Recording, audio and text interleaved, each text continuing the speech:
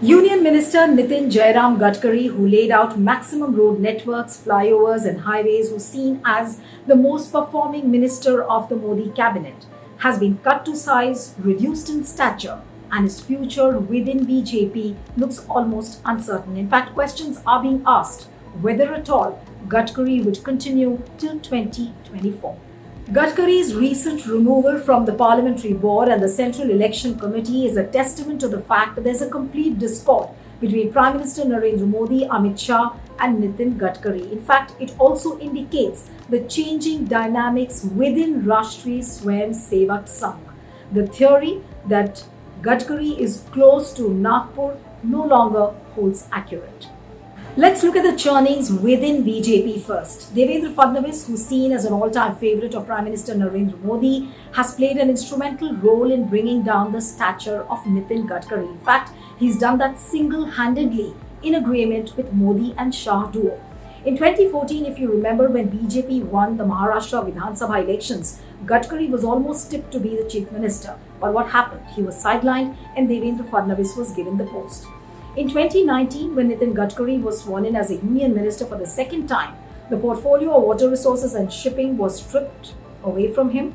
And then later on, he was handed over the portfolio of medium, small-scale enterprises. But later on, even that portfolio was handed over to Congress and Shiv Sena man, Narayan Rane. Now Devendra Fadnavis is at his peak, having positions in the Parliamentary Board and the Central Election Committee.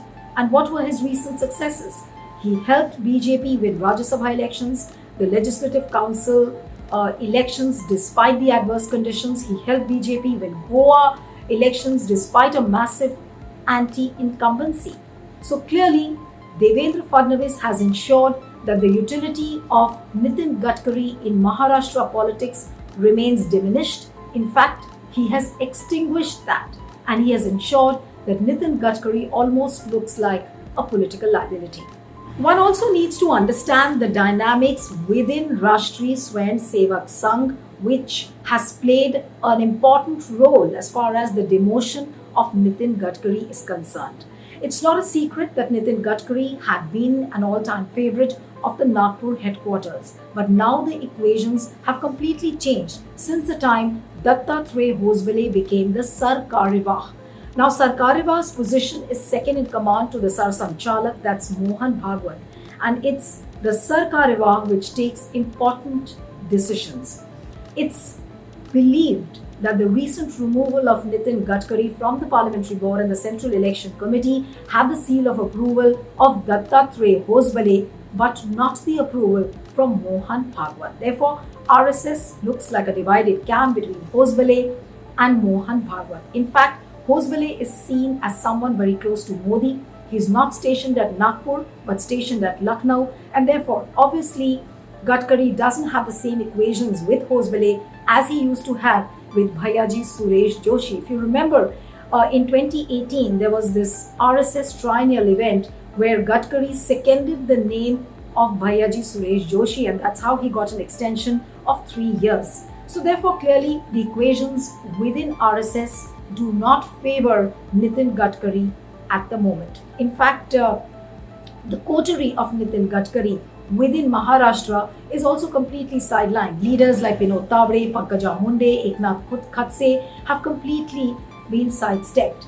So obviously, Nitin Gadkari is feeling suffocated, and he has voiced his frustrations on public platforms not once but many times. And the most recent being this Saturday, when he said that one should not adopt use and throw policy. Last month, if you remember, he clearly said that he wants to quit politics because politics is nothing but power play, and he seems it's the end of life. Before that also, he has said that the donors are ready to give the political parties whatever they want, and since he's not the president, there's no scope for such things. In 2019, if you remember, at an ABVP function, what did Nitin Gadkari say? He said that the man who cannot manage his home cannot manage the nation, and this was almost seen as dropping hints, and it was almost like an indirect jibe at Prime Minister Narendra Modi. In fact, Rahul Gandhi went ahead and complimented Nitin Gadkari, and he said that Nitin Gadkari is the only minister in the Modi cabinet who has the guts to speak the truth to Prime Minister Narendra Modi. Sources within BJP have told me that Nitin Gadkari was informed, he was apprised about his removal from the Parliamentary Board and the Central Election Committee a few weeks ago. Therefore, he knew the writing on the wall. He completely knew what was going to happen, and that decision to remove him from the Parliamentary Board and the Central Election Committee was not a surprise. The same sources have told me that Nitin Gadkari will continue as a minister for some time at least, because he's handling some big ticket projects as far as the ministry is concerned. But once those projects are done, once those projects are complete, it's anybody's guess as to what Nitin Gadkari will do. Will he step down? Will he quit BJP? Will he join hands with the opposition? It's something to watch out for.